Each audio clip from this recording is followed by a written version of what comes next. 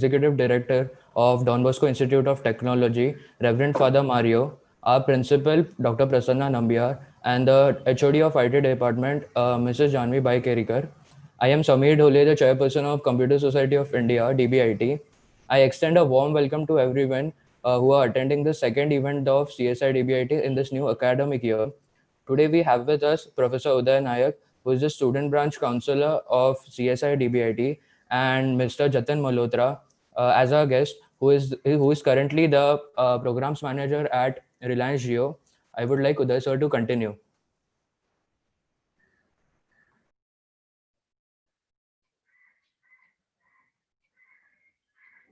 Thank you, Sameer.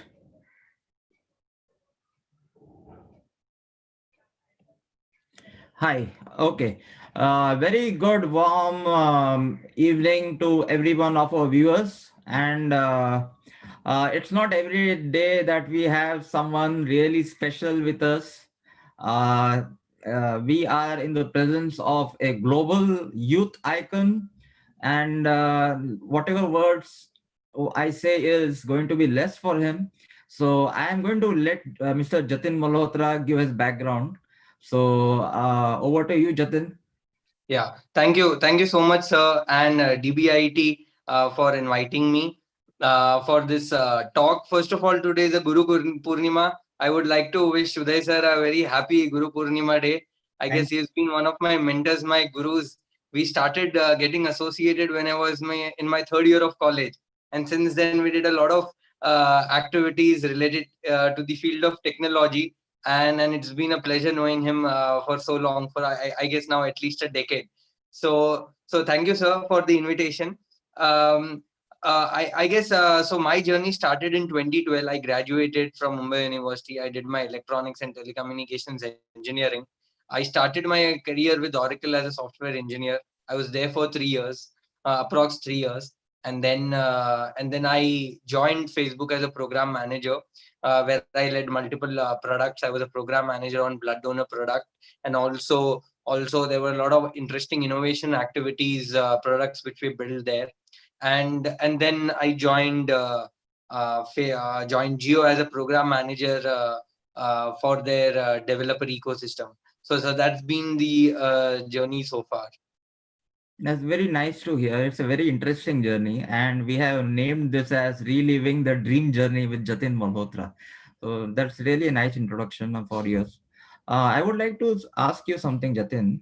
Uh, why is India an emerging market for Reliance Jio, especially for you?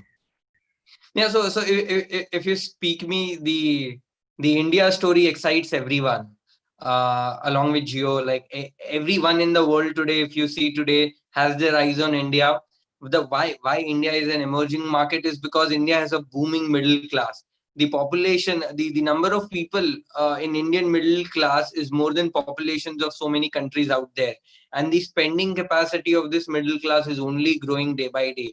So I guess that is what excites everyone. And if we see the foreign markets, everything is saturated up to a point. But then in India, sky is the limit in terms of consumer technologies, in terms of D2C products, in terms of B2B products. There is so much which can be done. And technology, the kind of true nature of technology being that it's exponential, it transcends boundary. You are able to deploy things wherever in the world you are. So I guess that has also caught up with Indians, and thanks that we are gifted in the field of software technology with our people showing their colors across the world. So I guess this is all what makes this ecosystem really exciting, and I'm very sure that India would be a global power in years to come. Oh, no, that's really nice to hear. It's very fascinating actually. Um, so something about I read about you doing a project for postal addresses. Something. Right. Yeah, sure. So that was a very interesting project which we did, and which resonated with the Indian markets and a lot of developing countries across the world. As I said, technology is like build once, deploy multiple times in multiple areas. So we did a very interesting innovative project called as RoboCode. Now, Robocode was a project which was my first project at Facebook. The interesting thing about that project, it was a geocode project. So now what happens is a lot of places in the country, in India, are very difficult to remember in terms of addresses, because these are very multi-line addresses, and people tend to forget and leave people. Systems can't recognize Indian addresses. So say if you see a lot of Indian, so when we did our research, we figured out most of the Indian e-commerce companies had their dropping rates down by 30%, shipping rates down by 30%, just because they couldn't locate an address, or even if they could locate an address, it was so difficult, to reach those particular destinations, which led to an increase in cost of business. So we thought, how can we solve this problem? So that's where we thought, why can't we create a independent system, which basically is address agnostic, is landmark agnostic, and then you could really have a two line address, and a person can reach that particular location. So we devised a robocode, which was a four worded system, which basically was a which had components of lat long system into it, but those were converted into a four worded addressing system. We did our pilot in Nasik. In fact, if you see till now on Google Maps, the robocodes for the state of for the city of administration of Nasik is visible, and it went really well, and it won a lot of interesting research project awards across the world.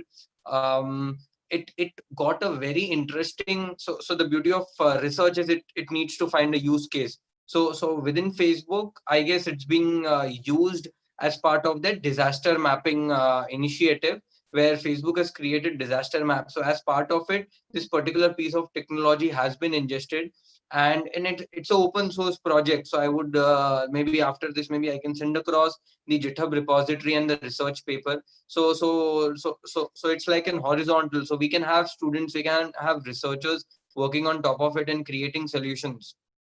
Mm-hmm. It's very interesting, very, very interesting. And one thing, whenever I hear your name with other people taking your name, there is this term which always crops up: technology for social good. So at Facebook, you did something similar, technology for social good, some blood donation. Yes, sir. So somehow I've been associated in this field, and I've been getting projects, and then somehow it's been really interesting to work on such rich set of projects. So one thing more I would like to add, which I did, was the blood donor product. So in India, what happens? A lot of people lose their lives because of lack of blood. Now, what happens is, if a person doesn't get a blood within 30 minutes of when he's profusely bleeding or he needs it, you need a blood immediately. But how do you get it? Because in India, donating blood is a taboo still. A lot of people have a lot of misconceptions about not donating blood, and then donating blood is really healthy. It gets like body produces blood very regularly, and it's healthy to get rid of the old blood, and also help people around. So we saw that a lot of people were requesting for blood on Facebook. So we thought, how can Facebook as a platform can be leveraged? So that's where the team came up with the product. We called it the blood donor product. India was the first country we launched it, and then apparently I was the program manager for the product when it's launched in India. We did a massive initiative. We scaled the product from 0 to 11 million donors. We collaborated with Ministry of Health. There was a massive initiative which we did, in which so on World Blood Donor Day on 14th June 2018, we did a pan-India initiative across 3,000 blood banks across the country. So the product worked beautifully. So what happens is, if suppose I require blood, so I would just post a Facebook request, and the request would go to 500 people in a 5 kilometer radius, and then people would get the notification. People would go out there and help folks around. So I guess it was a very interesting piece of problem which a technology was able to address. It had certain shortcomings, but I'm sure the product teams worked on it. But yeah, it was a very interesting experience to work with hospitals. We work with the health authorities, and then try to see how tech can bridge the gap. Very, very fascinating and interesting. Can you just elaborate on that? How did you reach from 0 to 11 million users? I Yeah, mean, sure. So when we started, I guess, at Facebook, the thing is that ship fast. move fast, break things. So that's the sort of thought process is there. It's very quick engineering and quick rollout and shipping of products. So I guess when we launched, we did small pilots here and there. We then slowly, eventually onboarded a lot of hospitals who tried, for validation, tried using the product. And then what happened was uh, the true nature of technologies with minimum touch points. So Facebook's major strength being the network effect. So I guess that's where there was a push which was done on the platform side, which made people request that register yourself as a blood donor. So it was a chicken and egg situation. How do people donate blood unless they get a notification? But how do we send notification unless we know what the blood group is or who is opting in to for this particular product feature? So that's where there was a buzz which started creating, where suppose I went and registered saying Jatin Malhotra, A positive, trying to donate, register himself as a blood donor. So Facebook gave a notification saying Jatin Malhotra registered as a blood donor. Would you want to? And then it created a network effect, a trigger, and that's how it just scaled up. So I guess it's the social validation, people wanting to do good, people wanting to look good, and also it's very healthy to donate blood. So on social media, if someone says I donated blood, it's a validation that the person is healthy, the person is helpful, the person wants to donate blood, he wants to help the society. So I guess these were many factors which culminated in helping us scaling up the product reach. Yeah, it's very interesting. There's a lot of variables and a lot of goodwill associated with what you have done. So, what do you think is the value of human factor in technology? So I think technology, if it has to be truly scalable, needs to have minimum touch points. So the moment you have to do a sort of it needs to be a pull and a push. So the moment you need to have a right product market fit. So the moment you see there is a push initial days, maybe you require, but for a technology to be truly scalable, it needs to have a massive pull on its own, minimum touch points, and it has to be empathetic. So if a technology solves human needs, I truly see it to be scalable, and that's where is $1 billion question on how do we achieve it. That's where we have so many products out there, and many few very few achieve that reach and scale who are able to crack this conundrum. Very nicely said. Is this how you garnered a lot of brand making and goodwill creation? So, I mean, when did the dream journey begin? With Google or with Facebook, or when you're in college, or? No, I guess the dream journey began with you. When we did the first ever Microsoft DreamSpark Yatra, I landed up at your college and said, let's do it. And we did a conference within 2 days. So I guess the entire journey, I guess, has been around the field of technology. And I guess the initials, I was a very shy kid. I hardly could speak while I was in college, still in second or third year. So I guess the program, the Microsoft program gave a lot of exposure, a lot of confidence, and guidance of folks like you. So I guess we did the first ever DreamSpark Yatra, which was the biggest conference of its kind in India. It was the biggest actually back in 2010. So I guess those were the initial days, and then we built on top of it. We then there were a lot of conferences which happened. There were a lot of exposure which happened, and I guess that opened more and more doors in terms of people knowing, in terms of helping people. And the whole thing I would like to brand is as evangelizing. So it was always the kind of profile which was of giving, or maybe imparting knowledge, spreading education, spreading technology, making people aware of opportunities. So I guess that's how it all started, and then Google Developer Group happened. I guess GDG was an amazing initiative. I guess we started GDG. You were initial a close mentor, our mentor when we started this initiative in Mumbai. Google Developer Group Mumbai started in 2012, went on to become the biggest community of its kind in the world. I guess I led it for 4 years before I joined Facebook. And when I joined Facebook, I contributed there in setting up the developer ecosystem for Facebook, which was developer circles. Again, the Mumbai chapter, which you were involved in, went on to become one of the biggest in the world. And then, yeah, that has been the journey. So one after the other, there were opportunities, there were mentors like you, which helped us make this journey easier. You are making me feel embarrassed. Well, anyway, it's fascinating that you remember the whole thing, and I think the key takeaway from what you said is building relationships which long, which last long. I think that's what is the most important thing. Right. And now your designation says something about strategic partnerships. So you would you like to comment on something like strategic partnerships for Reliance Geo or for you? Yeah, sure. So I look after at Geo basically. So now we are Geo Platforms Limited. So we are setting up. So we are no longer a telco. We are a digital platform company. So what we are trying to do is we are trying to basically set one of the best app ecosystems in the world. So my primary job responsibility is to onboard, create this digital ecosystem for Geo. So as part of it, we have an application store called as Geo Store.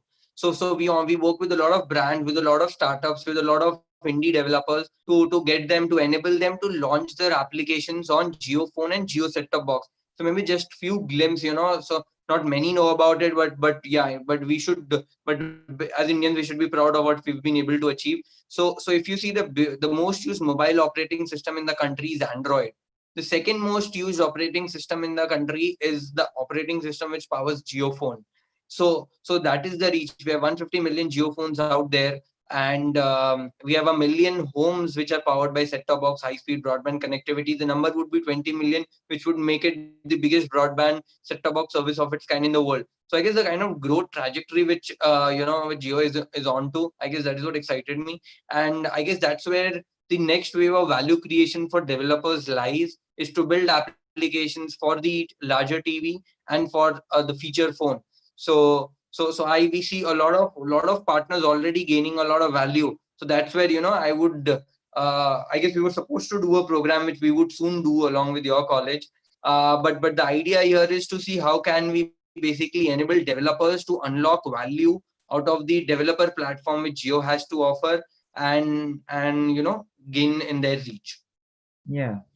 A very interesting point there. And I have noticed in the last 20 minutes, the constant point you have been talking is the art of giving.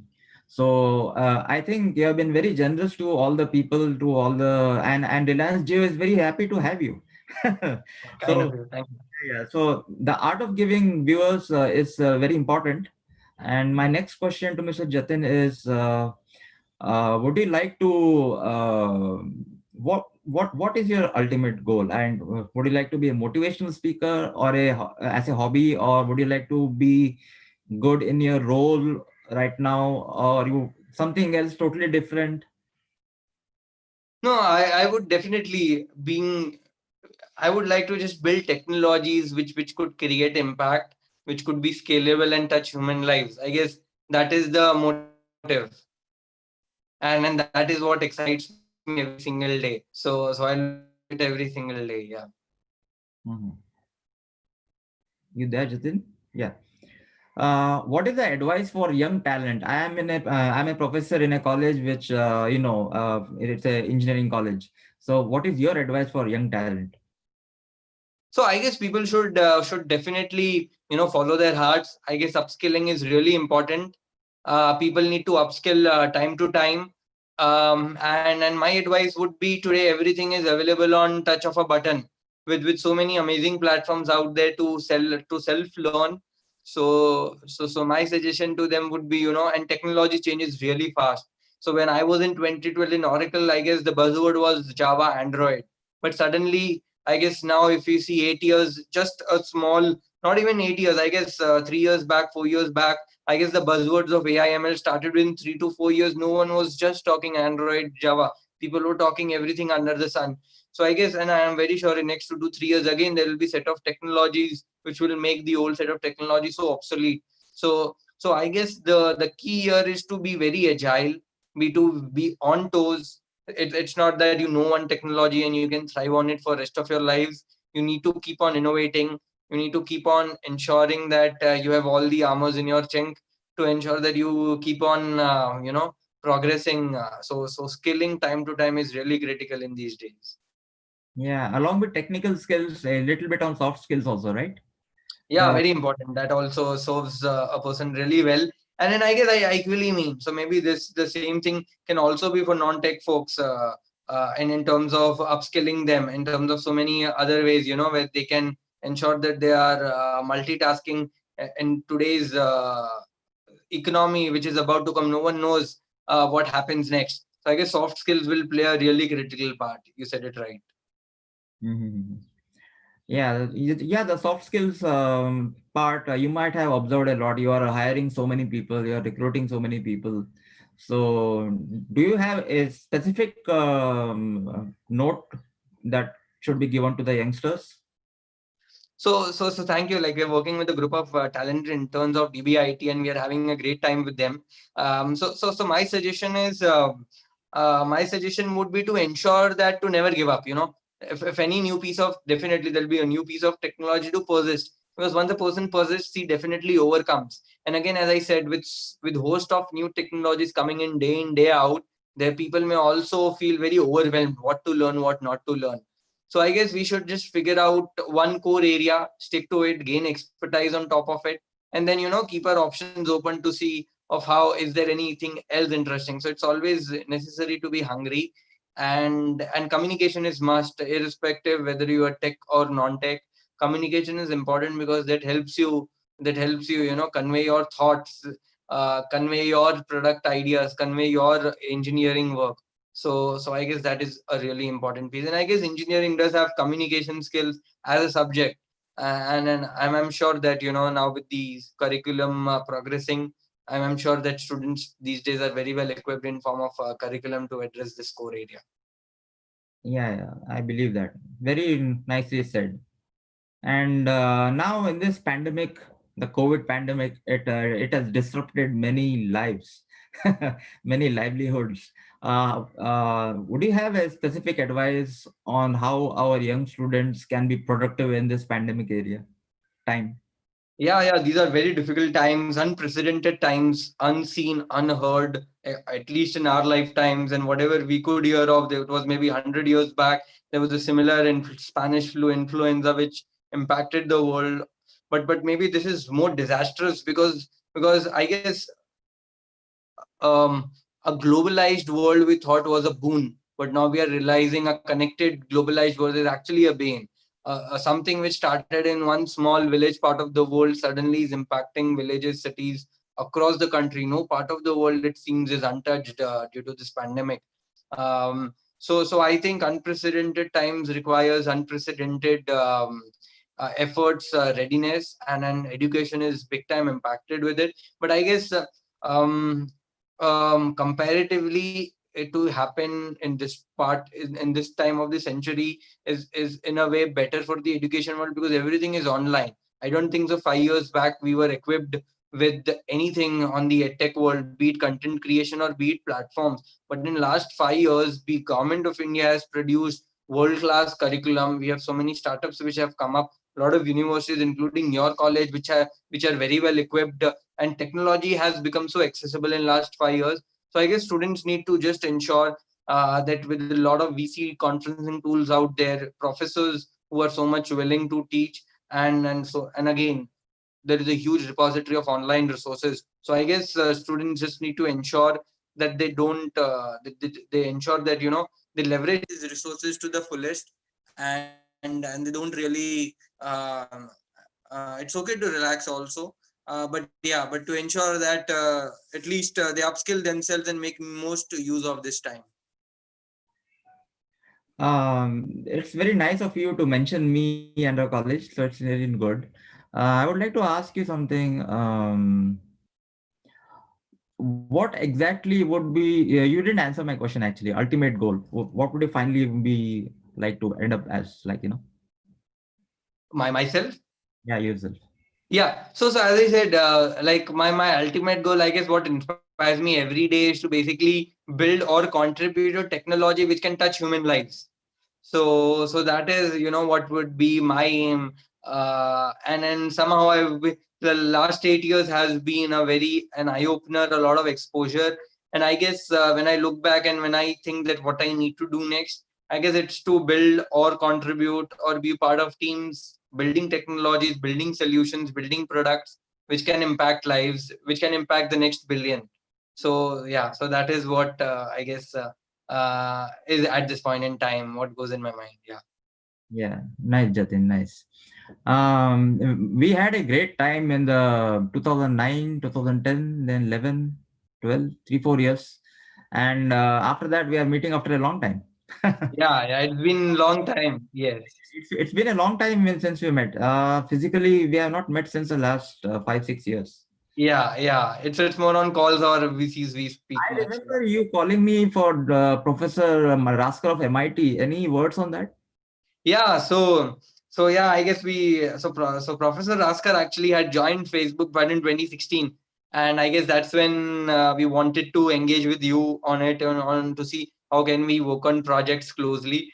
So yeah, Professor Raskar actually led many interesting innovative projects at Facebook, and right now he's doing as part of MIT Media Labs. There's a lot of cutting edge technologies which he's working on.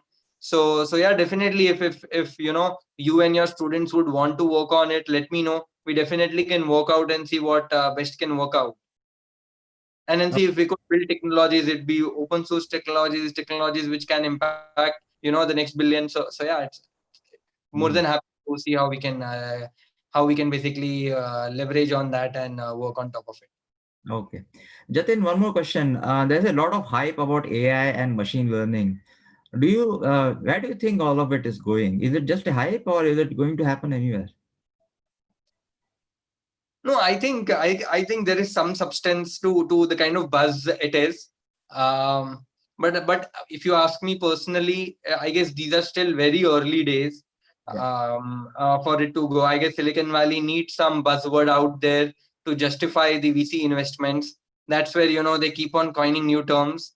I guess AI ML is very early. It does have some very interesting applications, but it has a long way to go according to me. But yeah, as the human endeavor is to keep on persisting, and then it's exponential. You never know, one fine day when it is out there, the kind of reach it would have would be exponential. So hopefully, something for again, it can have a good side and a bad side. So it's very important that this piece of technology, there are very strong regulations out there which basically ensure that the technology is not used for nefarious purposes. So that would be the only thing of caution which comes to my mind. It has to be used for good, and I guess we all collectively should have very strong regulations around it just to ensure the all good exists. Yeah, Jatin. Just one word out to our viewers. Whatever Mr. Jatin Malhotra has said, it's all about giving. Everything is about giving. And he has started his career, and I know him very well since more than the last 10 years.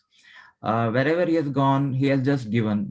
In India, people tend to have this habit, if I have this access, that access, I shouldn't give it to everyone because then it will be competitive.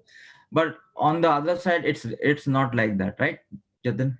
Right, Uh, the more you give, the more you receive, and the more you grow, and the more you learn. So, right, especially since we are talking with you in context of young engineers, so I think what needs to be said is what you have said consistently throughout the last 20, 30 minutes. The more you give, the better you receive, and the more you grow, and the more you do. So I think those things are the points to be driven home by today's talk. And Jatin, what would be the best way to reach you for my students rather than coming through me? yeah, sure, sir. So they can reach out to me on my email, jatinmanmalhotra@gmail.com, or maybe they can just reach out to me on Facebook, Twitter, or LinkedIn. I guess my handles are Jatinman Malhotra. So yeah, folks can reach me anytime. Okay. So Jatin, thank you so much for coming and spending a valuable time. Thank you, It's sir. an honor to be with one of my students. You are going to be my student Yes, until forever. yes, definitely. And it's a pleasure. Thank you so much for this opportunity. Thanks to you and DBIT College. And I'm wishing you a very happy Guru Purnima once again. Thank you, and you are one of my favorite all-time students. So great honor to be with you. And it gives me great pleasure in talking with Jatin Malhotra, the program manager at Reliance Jio, ex Oracle, ex Facebook, ex Google. So all these terms he has not achieved just by chance. And the takeaway is the more you give, the better you receive. And I think that is said none other than by Mr. Jatin Malhotra. And with this, I think, Jatin, we can conclude this event. Thank you, sir. Thank you so much. Again, looking forward to see how we can collaborate much better with you and your college and see more synergies working out. Yeah, we'll definitely do something about it. Sure, sir. Thank you, Jatin. Thank you, viewers. Wish you all a very good evening. I hope you have an inspired session here. So thank you again, and we'll come again with Mr. Jatin Malhotra some other time. So thank you, everyone. Thank you, Jatin. Thank you, Thank you, everyone. sir. Thank you. Thank you, everyone.